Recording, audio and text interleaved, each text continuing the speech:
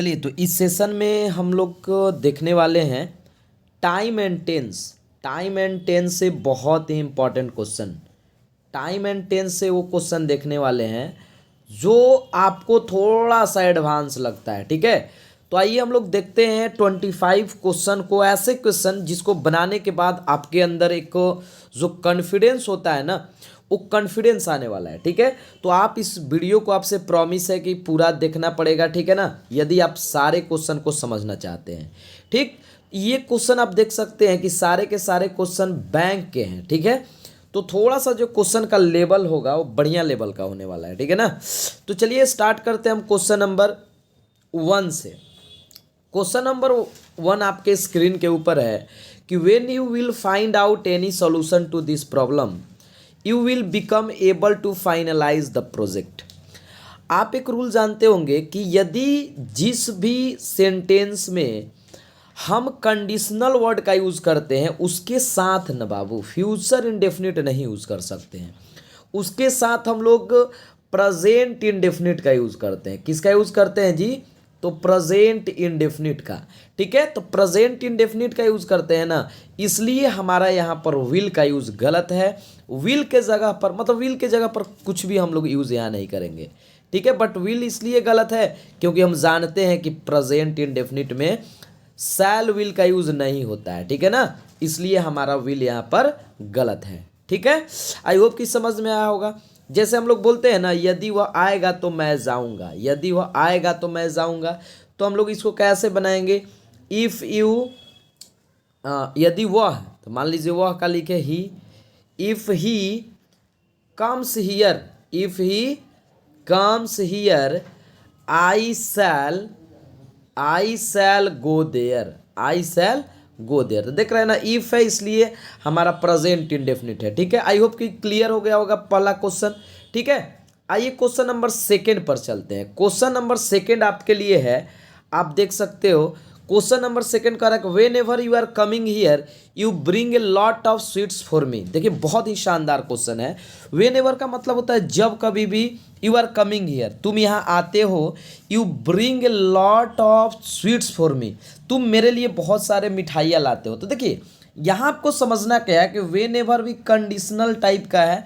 आपको क्या करना है कि सेंटेंस को समझना है कि जब कभी भी वो आप आते नहीं, आ रहे हो नहीं, जब कभी भी आप या तुम आते हो, ये उसका हैबिट है और हैबिट के लिए हम लोग प्रेजेंट इंडेफिनिट का यूज़ करते हैं। इसलिए यहाँ पर कंटिन्यूअस यूज़ करना क्या है मेरे भाई? गलत है। Whenever you come here you bring a lot of sweets for me.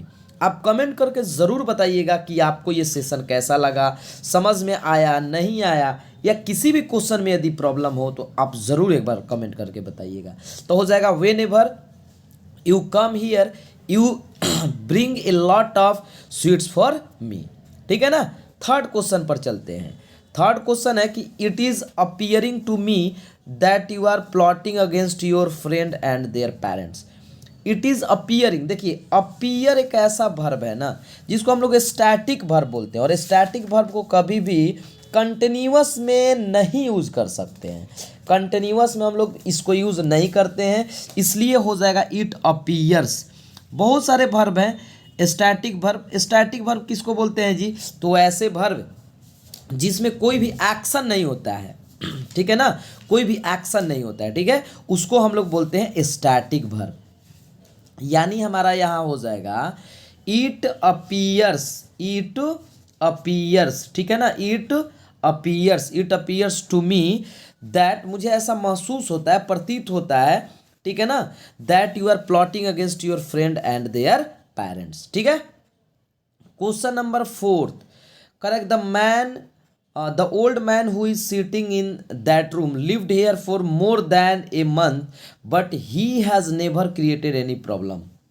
देखिए ज़रा समझिएगा, the man who is sitting in that room, वह बुढ़ा व्यक्ति जो बैठा हुआ है, जो बैठे हुए हैं कहाँ? रूम में, उस रूम में। Lived here for more than a month, आप यहाँ देख रहे हैं कि टाइम दिया हुआ है फॉर मोर, देखिएगा देन ए मंथ। ठीक है ना, कहने का अर्थ है कि जिसमें टाइम दिया हुआ रहता है, यहाँ पर हमारा गलत है। यहाँ आप यूज कर सकते हैं हैज़ लिव्ड, अगर लिव्ड करिएगा तो हैज़ लिव्ड, या तो आप यूज कर सकते हैं हैज़ बीन लिविंग। क्या कर सकते हैं जी? हैज़ बीन लिविंग करना पड़ेगा, क्योंकि जिसमें भी टाइम दिया रहता है हम लोग पास्ट इंडेफिनिट या प्रेजेंट कंटिन्यूअस नहीं, बल्कि प्रेजेंट परफेक्ट या प्रेजेंट परफेक्ट कंटिन्यूअस यूज करते हैं। ठीक है ना? तो आई होप कि समझ में आ गया होगा। चूंकि टाइम देने के कारण यहाँ लिव्ड के पहले या तो हैव लगाइए, हैज़ लिव्ड करिए, सॉरी हैज़ लिव्ड करिए, ठीक है, या तो आपको यूज करना पड़ेगा हैज़ बीन लिविंग। ठीक है, क्लियर हुआ? आई होप कि ये क्लियर हो गया होगा। आइए अगला क्वेश्चन में। 5 क्वेश्चन है, a misogynist is a person who is hating women but a philogynist is a person who loves women. देखिए ये हैबिट है मेरे भाई। कह रहा है कि मिसोगैनिस्ट वैसे पर्सन को बोला जाता है जो वुमेन से हेटिंग नहीं करता है, जो वुमेन से हेट्स करता है। हेटिंग के जगह पर क्या हो जाएगा? Hates, HATS। क्योंकि मिसोगैनिस्ट का मतलब ये होता है जो औरतों से घृणा करता है, ये उसका हैबिट होता है। और हैबिट के लिए हम लोग प्रेजेंट इंडेफिनिट का यूज़ करते हैं। But a philogynist is a person who loves women, और फिलोगैनिस्ट ऐसे पर्सन को बोला जाता है जो औरतों से लव्स करता है। ठीक है ना? तो आई होप कि समझ में यहाँ तक आ गया होगा। आगे बढ़ते हैं क्वेश्चन नंबर 6 से। देखिए क्वेश्चन नंबर जो 6 है आपके लिए बहुत ही शानदार है। The secret of his good health lies in that fact that he is getting up before sunrise and has a 2 mile walk every morning. कितना शानदार क्वेश्चन है। जो सीक्रेट है उसके गुड हेल्थ का, ठीक है ना, वो इस बात पर लाइज करता है कि he is getting up before sunrise, कि वह सनराइज के पहले जगता है, and has a 2 mile walk every morning. यहाँ देखिए क्वेश्चन नंबर 6 बड़े ही शानदार है। जो यहाँ लिखा हुआ है ही इज गेटिंग ना, यहाँ हम लोग कर देंगे he gets up. He gets up before sunrise, वह सनराइज से पहले, ठीक है, सूर्योदय से पहले जगता है, और and has a 2 mile walk every morning, और वह 2 माइल वॉक करता है प्रति मॉर्निंग। ठीक है ना? हैबिट है। क्वेश्चन आपका बड़ा है, समझने का प्रयास करिए। क्वेश्चन भले ही बड़ा है बट जो इसके कंसेप्ट है वही है कि ये हैबिट है, और हैबिट के लिए हम लोग प्रेजेंट इंडेफिनिट का यूज करते हैं। ये 7 क्वेश्चन नाउ डेज, इन दिनों ही टीचेज फिजिक्स नहीं, ही इज टीचिंग फिजिक्स हो जाएगा। He is teaching physics, he is sorry teaching, यहाँ कर दीजिए ही इज टीचिंग फिजिक्स। क्यों टीचिंग होगा? क्योंकि आप देख रहे हैं कि नाउ डेज लगा हुआ है, और नाउ डेज का मतलब इन दिनों, उसका हैबिट नहीं है, इन दिनों वह पढ़ा रहा है। Because the teacher of physics has been absenting himself for a month, क्योंकि जो फिजिक्स के टीचर है ना वो लगभग 1 महीनों से क्या चल रहे हैं, अब्सेंट हो रहे हैं। ठीक है ना? इसलिए वो इन दिनों पढ़ा रहा है।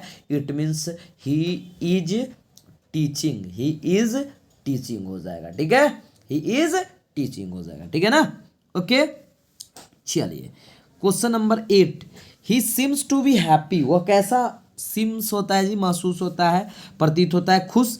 Because his parents had come from London to live with him, क्योंकि उसके पिताजी लंदन से आ चुके हैं, न कि आ चुके थे। ठीक है? इसलिए यहाँ पर हैव का यूज करेंगे। पढ़िए आप एक बार क्वेश्चन को बढ़िया से पढ़िए, बहुत ही मज़ा आ जाएगा ऐसे क्वेश्चन बनाने में। ठीक है? और ये अच्छे अच्छे क्वेश्चन हैं, इसमें हैव का यूज करेंगे। ठीक है ना? हैड का नहीं। ऐसा थोड़े कि अब भी खुश महसूस होता है, इट मीन्स उसके माता पिता अभी आए हुए हैं। ठीक है?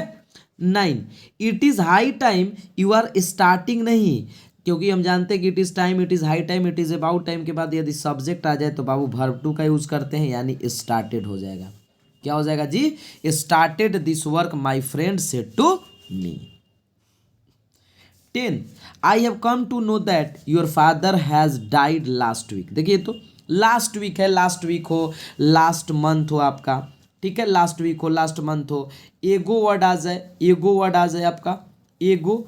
ठीक है ना? एगो जैसे 5 डेज एगो, 10 डेज एगो, इस टाइप का। यस्टरडे आ जाए तो पास्ट इंडेफिनिट होता है। ये बात हम लोग जानते हैं बहुत ही अच्छे से। और यदि हम जानते हैं इस बात को तो देखिए योर फादर, यहाँ तो ठीक है, I have come to know that. ठीक है? योर फादर हैज़ डाइड नहीं, your father died last week. ठीक है, आप कमेंट करके ये ज़रूर बताइए कि आपको ये सेशन कैसा लग रहा है, ये क्वेश्चन कैसे लग रहे हैं। ठीक है, नेक्स्ट क्वेश्चन नंबर 11 से देखते हैं। क्वेश्चन नंबर 11 से, क्वेश्चन नंबर 11 आपके 20 है और क्या क्वेश्चन कर रहा है जरा देखिए कि मेनी ऑफ माय फ्रेंड्स, मेरे फ्रेंड्स में से बहुत सारे विश टू कम हियर, ठीक है, today but none of them arrived yet. देखिए कितना शानदार क्वेश्चन। सबसे पहला बात आपको ध्यान होगा कि येट जिस भी सेंटेंस में आता है माय डियर स्टूडेंट, तो येट के लिए हम लोग प्रेजेंट परफेक्ट का यूज करते हैं। नन ऑफ देम क्या कर दीजिएगा, हैज अराइव्ड, क्या कर दीजिएगा जी, हैज अराइव्ड। ठीक है, हैज क्यों, क्योंकि प्रेजेंट परफेक्ट होता है, जिसमें येट होता है उसमें प्रेजेंट परफेक्ट होता है। ठीक है, और प्रेजेंट परफेक्ट का स्ट्रक्चर होता है subject plus has have, subject plus has या have plus verb 3 plus other word. ठीक है ना, ओके, कोई प्रॉब्लम नहीं होना चाहिए, इसलिए येट से पहले हम लोग कर देंगे has arrived. Question number 12, question number 12 आपके 20 है और बहुत ही शानदार ये भी क्वेश्चन है। ये क्वेश्चन को बनाने के बाद हम लोग के अंदर कॉन्फिडेंस जो है आ जाएगा।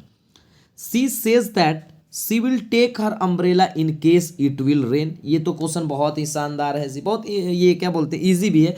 इन केस भी हमारा कंडीशनल है, यदि, तो इसके साथ भी हम लोग अभी तो 3 क्वेश्चन पीछे भी देखे हैं कि प्रेजेंट इंडेफिनिट कर रहे थे तो इट रेन्स हो जाएगा। ठीक है, विल का यूज नहीं होगा क्योंकि इन केस हमारा कंडीशनल वर्ड है। ठीक है, okay. 13 number question, I will let you know as soon as. As soon as का मतलब होता है जैसे ही। I will let you know, जैसे ही मैंने ये चीज़ जाना। As soon as, I will नहीं होगा जी, आई विल इसलिए नहीं क्योंकि एज सुन एज भी हमारा कंडीशनल है। ठीक है, ओके, इसलिए I get any information about your promotion. ठीक है ना, अगला देखिए, when I will be 30 must of my friend will be above 35 be sure. ये जो क्वेश्चन है वेन यहाँ भी आपका बता रहा है कंडीशन है कि जब मैं 30 का हो जाऊंगा तो अधिकांशतः मेरे दोस्त जो हैं वो 35 या 35 से ऊपर के हो जाएंगे, ये निश्चित है। तो यहाँ भी विल नहीं होगा, ठीक है ना, यहाँ भी विल नहीं होगा, लेकिन आई के साथ प्रेजेंट इंडेफिनिट में आई के साथ एम का यूज़ करिएगा। व्हेन आई एम बी 30, अब एम से तो कोई प्रॉब्लम नहीं होगा कि सर प्रेजेंट इंडेफिनिट कैसे हुआ, तो बिल्कुल हमारा प्रेजेंट इंडेफिनिट है। जैसे हम बोले ही इज़ ए टीचर, तो इज वहाँ पर वर्ब 5 है, वैसे ही आर और एम भी हमारा वर्ब 1 होता है। ठीक है, व्हेन आई एम बी 30, जब मैं 30 का हो जाऊँगा, मस्ट ऑफ माई फ्रेंड, ठीक है ना, तो इसमें भी विल का यूज़ नहीं करते हैं, हम लोग नहीं करेंगे। 15 नंबर क्वेश्चन देखिए, बहुत ही शानदार 15 नंबर भी क्वेश्चन है। कह रहा है कि दिस इज इंडीड, मतलब इंडीड का मतलब सच है, the first time in my life that. आप जानते होंगे कि जिस भी सेंटेंस में फर्स्ट टाइम आ जाए, सेकेंड टाइम हो, फर्स्ट टाइम सेकेंड टाइम, ठीक है, तो हम लोग क्या करते हैं, प्रेजेंट परफेक्ट का यूज़ करते हैं। इसलिए आई हैव हर्ड हो जाएगा, HEARED, आई हैव हर्ड हो जाएगा। ठीक है, दिस इज इंडीड, यह सचमुच है, the first time in my life that I have heard such an interesting story. ठीक है my dear student, such, okay, an interesting story. इसलिए हम लोग क्या करेंगे, इसमें हम लोग कर देंगे आई हैव हर्ड। ठीक है, किसी को प्रॉब्लम नहीं होना चाहिए। 16 देखिए, 16 कह रहा है, थोड़ा सा ध्यान दीजिएगा कि before the alarm had stop ringing Veera had pulled up the shed. थोड़ा सा इसमें समझदारी दिखाना है। क्या समझदारी दिखाना है आपको, जैसे यदि आप पढ़े होंगे डॉक्टर के आने से पहले रोगी मर चुका था, इस टाइप का सेंटेंस, तो आपको ध्यान होगा कि पास्ट की 2 घटनाओं का जब हम जिक्र करते हैं, ठीक है ना, तो बिफोर के बाद जो हमारा टेंस होना चाहिए ना, वो हमारा देखिए बिफोर के बाद हमारा जो क्लॉज होता है वो पास्ट इंडेफिनिट होता है, पास्ट इंडेफिनिट और पास्ट इंडेफिनिट, ठीक है ना, इसलिए इसमें हम लोग क्या करेंगे, हैड का यूज नहीं कर सकते हैं। Before the alarm stopped ringing Bira had pulled up the shade, ठीक है ना, ओके। जब आप पढ़े होंगे पास्ट इंडेफिनिट तो बहुत ही अच्छे से, जैसे डॉक्टर के आने के पहले रोगी मर चुका था, हम लोग रट लेते हैं the patient had died before the doctor केम। तो यहाँ जो बातें लिखते हैं, आइए यहाँ समझते हैं। ये लिखते हैं ना जी, the patient had died before the doctor came. सुनिएगा ज़रा, ध्यान दीजिएगा। तो बिफोर के बाद, आप हम लोग तो हिंदी में रटते हैं, बट बिफोर के बाद जब भी आएगा ना तब पास्ट इंडेफिनिट ही आएगा माय डियर स्टूडेंट, ओके। और बिफोर से पहले पास्ट परफेक्ट आएगा। यहाँ आप क्वेश्चन में देख रहे हैं कि बिफोर का यूज पहले किया हुआ है, इसलिए हम इसके बाद पास्ट इंडेफिनिट करेंगे, और पास्ट इंडेफिनिट में हमारा हैड का यूज नहीं हो सकता है, ठीक है ना, ओके। चलिए क्वेश्चन नंबर 17 देखिए, I have been knowing him for 10 years but I don't know where he lives. मैं उसे 10 वर्षों से जान रहा। देखिए एक बात आपको याद होगा कि नो एक ऐसा वर्ब है जिसका हम लोग कंटिन्यूअस में यूज नहीं कर सकते हैं, ठीक है, इसलिए आई हैव नोन हो जाएगा। हमने ऐसा क्वेश्चन आपको बहुत बार बनाने के लिए दिया है, आप इस बात को एक्सेप्ट कर, आपको करना पड़ेगा कि आई हैव नोन करना पड़ेगा, हैव के बाद वर्ब 3, ठीक है, क्योंकि आगे टाइम भी दिया हुआ है, इसलिए प्रेजेंट परफेक्ट, देखिए फॉर और सिंस लगाया तो प्रेजेंट परफेक्ट भी यूज कर सकते हैं, प्रेजेंट परफेक्ट कंटिन्यूअस भी यूज कर सकते हैं, इसलिए नोन हो जाएगा। अगला 18, he uses to study at least till 10 o'clock at night and then he goes to bed. बहुत ही शानदार क्वेश्चन है 18 नंबर भी। देखिए आपको 18 में क्या करना है, थोड़ा सा समझने का प्रयास करिएगा। यहाँ जो यूजेज टू दिया है ना, एक हमारा वर्ड होता है यूज्ड टू, कभी भी यूजेज टू का यूज़ हम नहीं कर सकते हैं, ठीक है। यूजेज टू हमारा यूज़ करना गलत है। या तो आप यूज़ करिए यूज्ड टू, तो पास्ट के हैबिट को बताने के लिए किया जाता है, लेकिन पढ़िए ज़रा सेंटेंस को करा है कि he uses to study at least till 10 o'clock, मतलब वह स्टडी करता है कम से कम 10 बजे तक रात में, and then he goes to bed, उसके बाद कहाँ जाता है जी, बेड पर जाता है, सोता है, उसका हैबिट है। और हैबिट के लिए यूजेस टू का यूज़ न करके हम लोग करेंगे ही स्टडीज। काहे नहीं यूजेस टू करेंगे सर, क्योंकि यूजेस टू कोई वर्ड ही नहीं होता है, यूज्ड टू होगा तो पास्ट हैबिट को बताएगा, लेकिन ये तो डेली के हैबिट को बता रहा है। यूज टू को सीधा काटेंगे और यहाँ पर कर देंगे स्टडीज, क्योंकि ही है, he studies at least 10 o'clock, ठीक है। आपको यदि कहीं प्रॉब्लम होगा तो प्लीज आप कमेंट करके जरूर बताइएगा। क्वेश्चन नंबर 19 करके, if he had a few hours to spare he would spend them in a public library. बहुत ही शानदार क्वेश्चन है 19 नंबर, ठीक है। आप यदि पढ़े होंगे, क्वेश्चन कर रहा है कि if he had a few hours to spare, यदि उसके पास कुछ और घंटे होते स्पेयर करने के लिए तो ही would spend them in a public library, तो वह उसे पब्लिक लाइब्रेरी में स्पेंड करता, ठीक है। आप पढ़े होंगे यदि स्टेट ऑफ पोजीशन, तो स्टेट ऑफ पोजीशन में क्या होता है जी, if plus subject plus had, ठीक है। तो ये हमारा यहाँ तक सही है, कोई दिक्कत नहीं। इधर subject plus would plus verb 1, ये भी सही है, यानी this sentence is absolutely right, ठीक है। ये सेंटेंस हमारा बिल्कुल सही है, बिल्कुल सही है। यदि किसी को भी प्रॉब्लम होगा तो आप कमेंट करके ज़रूर बताइएगा। बार बार हम कमेंट इसलिए कर रहे हैं क्योंकि हम समझ सकते हैं कि आप लोग को थोड़ा सा प्रॉब्लम हो सकता है। All the flowers in the garden will surely die. देखिए अब यहाँ क्या आ रहा है, ये कंडीशनल आ गया, ये जो बिफोर यूज हुआ है वो बिफोर नहीं है, समझिएगा कि all the flowers in the garden will surely die, मतलब सभी जो फ्लावर्स हैं इस गार्डन का ये निश्चित है कि डाई होंगे, मतलब मुरझा जाएंगे, मरेंगे क्या, फ्लावर है तो मरेंगे थोड़े, मुरझा जाएंगे। Before the rains will fall, समझने का प्रयास करिए माय डियर स्टूडेंट। इसमें भी हम लोग विल का यूज नहीं कर सकते हैं क्योंकि बिफोर यहाँ कंडीशनल का काम कर रहा है, ठीक है। बिफोर द रेन्स फॉल, ठीक है ना, रेन्स फॉल से पहले, इसमें विल नहीं, क्योंकि बिफोर आपका यहाँ ना कंडीशनल का काम कर रहा है, और कंडीशनल के साथ देखिए इधर हमारा फ्यूचर इंडेफिनिट है ना जी, है कि नहीं, इससे भी आप पहचान सकते हैं, इसलिए इधर जिसके साथ हमारा कंडीशनल लगता है प्रेजेंट इंडेफिनिट का यूज करेंगे, ठीक है। चलिए 21, if I would have done this I would have done wrong and would have disappointed many of my friends. Question 21 बहुत ही शानदार है। ठीक है, ठीक है, देखिए अगर हमारा if I would have done this, थोड़ा सा इसमें ध्यान क्या देना है, ध्यान ये देना है कि हम लोग पास्ट परफेक्ट का यूज करते हैं। इधर हम लोग ना वुड हैव डन के बदले में यहाँ हम लोग यूज करेंगे if I had done, if I had done. ये क्यों करेंगे सर? क्योंकि इधर दिया हुआ है subject plus would plus have plus verb 3।